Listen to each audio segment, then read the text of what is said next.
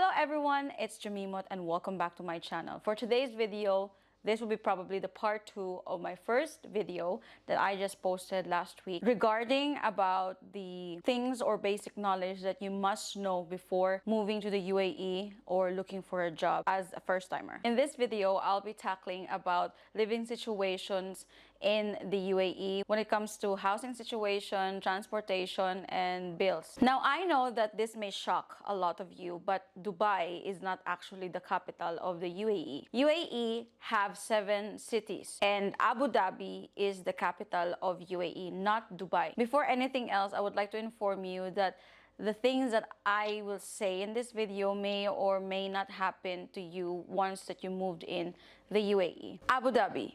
For me, Abu Dhabi is a mixture of the city life and the suburban life, like the urban and suburban. Most likely, everything is connected to each other. The possible location of your house is near to a bus stop that can transfer you to your workplace, which is also near to the road or to the bus stop. I feel like Abu Dhabi is more travel friendly for commuting people or commuting citizen, simply because I know that their buses are really connected to buildings or establishments and homes by the workers or citizens, which are like apartments or condominiums and other building infrastructure. Dubai, for my opinion, is very congested. The way I see it, it's full of skyscrapers and buildings and everything is like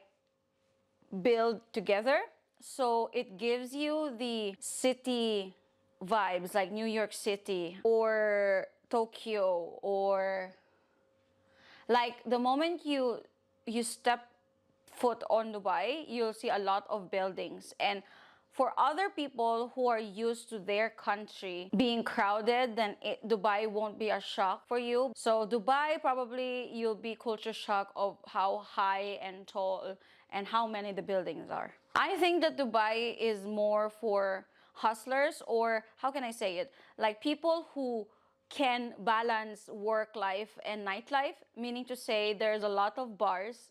Yeah, there's a lot of bars who sells alcohol in a Muslim country, especially in a city where alcohol is available. Every time I visit Dubai, obviously I take the public transportations. I always see a lot of people coming from their work and then afterwards, or I always hear people that they're coming straight from work and they're going on the weekend to party like at night. And for me, I'm not used to that. I don't actually have an experience living and working in Dubai, but as many times that I've been to Dubai, I saw that probably there's like a life in Dubai if you are willing to, sacrifice a little bit of your time or your money or your effort and try to balance your work life and the fun in your life. Sharjah, however, is another city, but it's literally a part of Sharjah is literally the opposite road of Dubai. See, for Abu Dhabi people to travel to Dubai, they have to do a travel, like they have to take transportation like buses, taxis, or by their cars, and it takes an hour to travel there from Abu Dhabi to Dubai. However, Sharjah, which is the next city of Dubai, some part of Sharjah is literally a crossover between Dubai and Sharjah, and then the rest would be a little bit far away from Dubai. And most of the time, people who are working in Dubai would rather take the opportunity to rent a house in Sharjah because it's way cheaper than in Dubai. And they are willing to do the travel even if it's always traffic on the weekend or on rush hours in Dubai. Al Ain, Ajman, and Al Quwain, I don't have any personal experience with these, as much as I heard from other people that these cities are more secluded, quiet, a bit peaceful than coming from Abu Dhabi and Dubai. However, Ras Al Khaimah is my home, and I have 5 years experience here in Ras Al Khaimah, and I will tell you that Ras Al Khaimah is trying to compete with Abu Dhabi and Dubai, and I think that they're trying their best, that they're gonna be the next city that will be known when it comes to like travelers and tourists, simply because they are building the biggest casino in a specific area. Isn't casino or gambling like haram in a Muslim country? I would like to talk more about that, but I am not sure yet of the explanation that I'm about to tell you, so I'll pass on that. They're building a casino, and they're saying that it will be done year 2025, which is next year, or I think until 2030. And that casino would be larger than Las Vegas, Nevada casino. So this country is a developing country, and there's a lot of opportunity, but Ras Al Khaimah have a lot of spaces to develop, and they are doing that. If you're interested in knowing Ras Al Khaimah, I'll tell you about it. Ras Al Khaimah, basically, when I came here, was more provincial than it is now. I can say that Ras Al Khaimah is divided into three, actually, where in this area, coming from Al Quwain, Ajman, Sharjah, and Dubai, because you have to take those cities before you reach Ras Al Khaimah, because Ras Al Khaimah is basically the end or the last city that you'll ever, travel.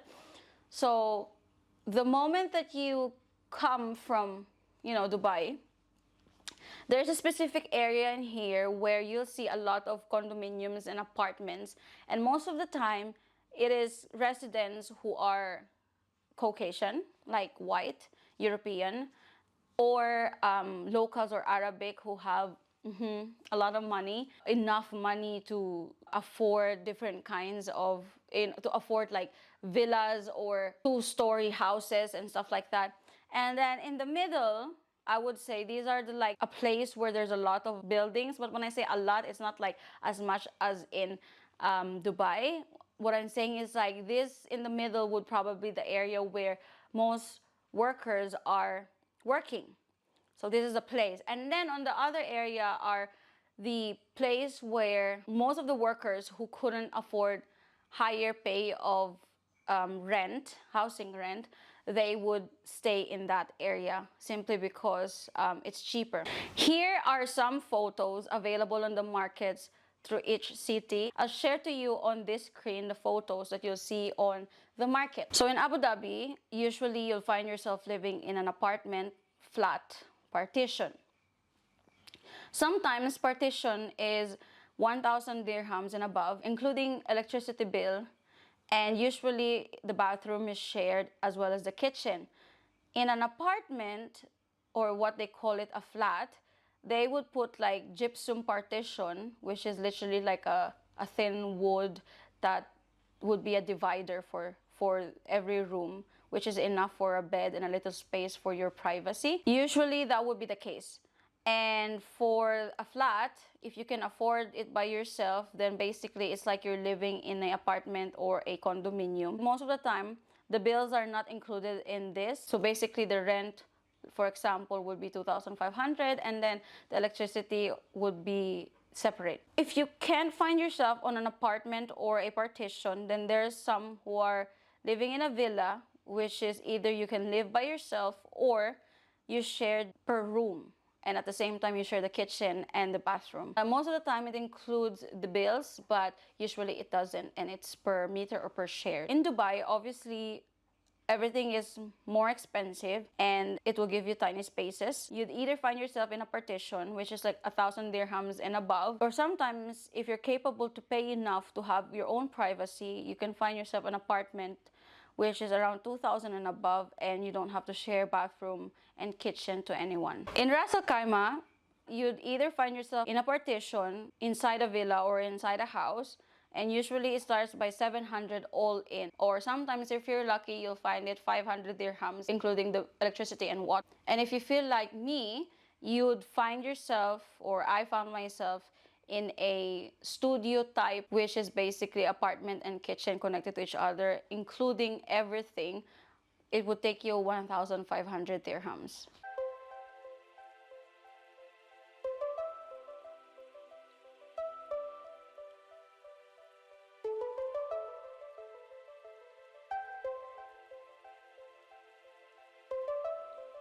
So what are the mode of transportations here in the UAE?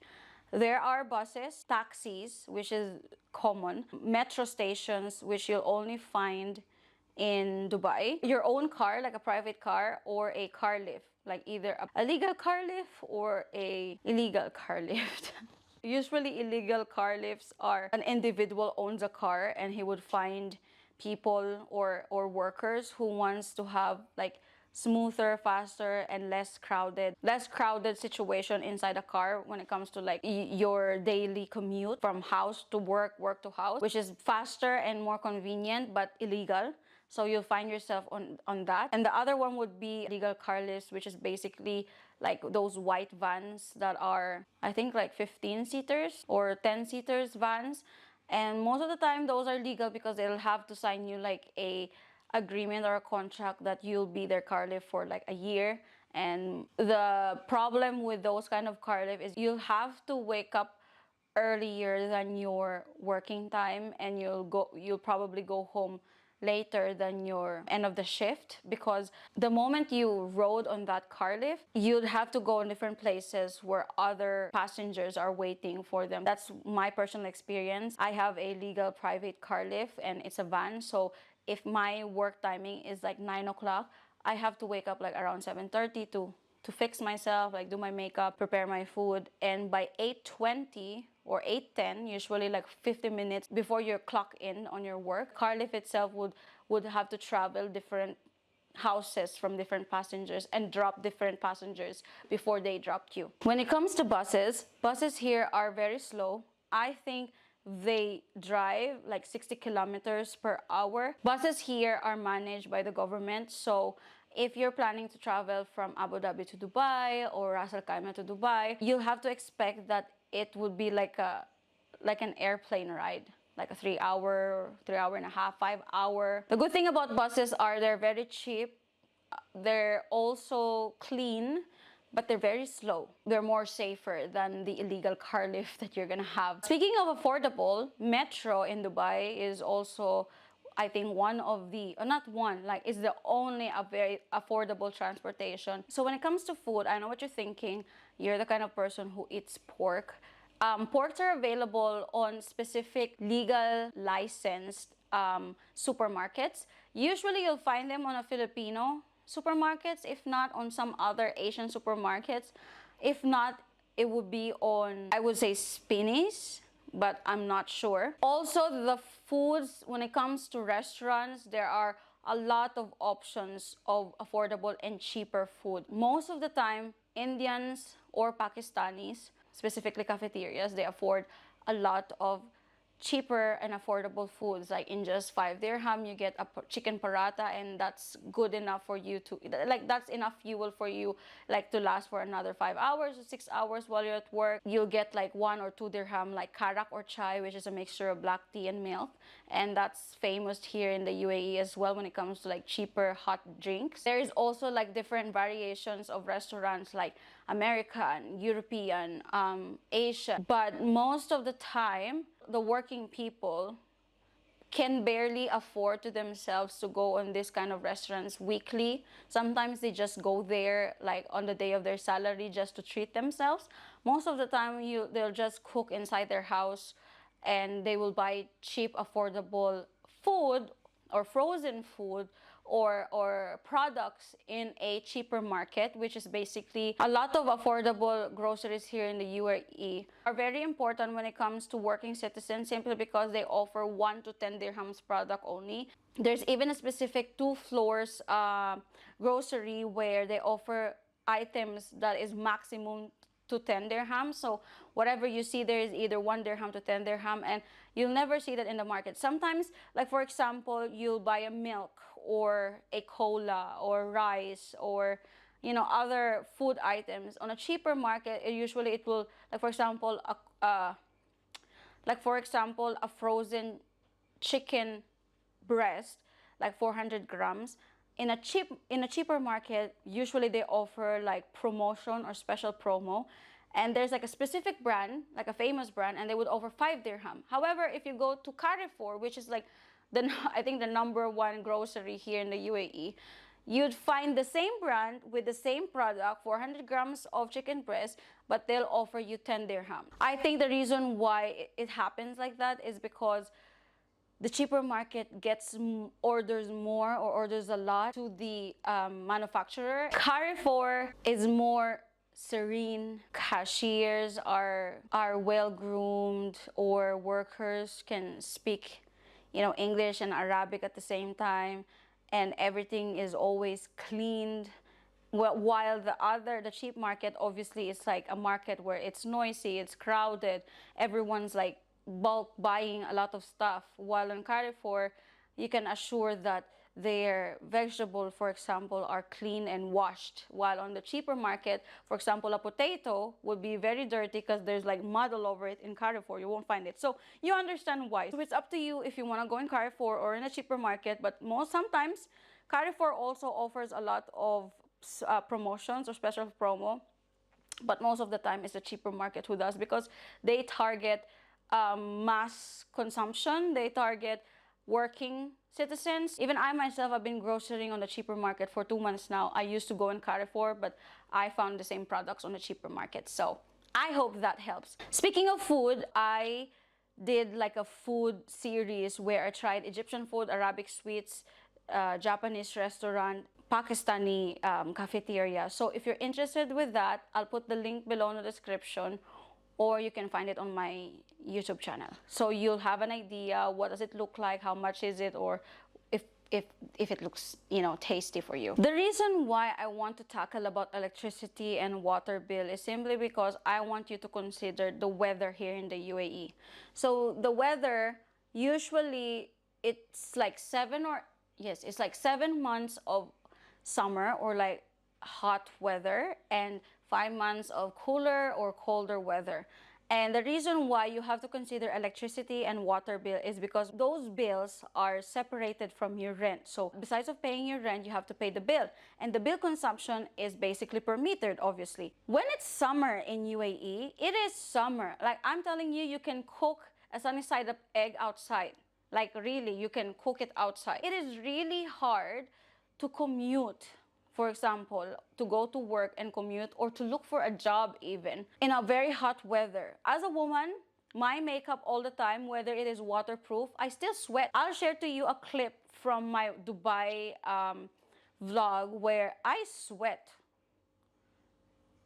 And that was just like 5 minutes of standing in a line waiting for a dough cruise. And that's in Dubai. So obviously, the hotter the weather is, the most likely that when you stay at home, you have to take a shower. And the more you take a shower, the more water bill you'll get. And the more it's hotter, the more that you'll turn on the air condition, and the more electricity bill you get. You really have to consider that when you want to move here and look for a job, I suggest that you look for a job on the month where the cooler weather will start. Just so like you can save up a little bit for yourself money when it comes to bills. And also, do not forget that once you start living here in the UAE, you might experience a part of your life that your hair is gonna fall out like mine. I'm having hair falls and thin hairs because of how hot the water is when I shower. Like it's boiling. You can literally put a coffee sachet on a mug and use that water and drink it, and it's like there's no difference between a boiling water and the water here in the UAE when it comes to summer. I hope I tackled all of the important things that I think would help you out when it comes to living situations here in the UAE. If you have any questions, kindly comment on the comment section. I would answer you as quick and as soon as I can. I'm always replying on any questions. Unfortunately, I never got any comments most of my videos. If you haven't watched my first video, kindly do so, because that video is very much important as a newbie or as your first time going to a different country that you know, which is the UAE. My next video, which is a part 3 of this series, would be tackling about job hunting. Things you have to consider or stuff that you have to prepare when it comes to job hunting here in the UAE. I do hope that you subscribe, like, comment this video. This is Chumimot, and I'll see you guys on my next vlog. I hope that I help you out in this one. Drink your water. Bye!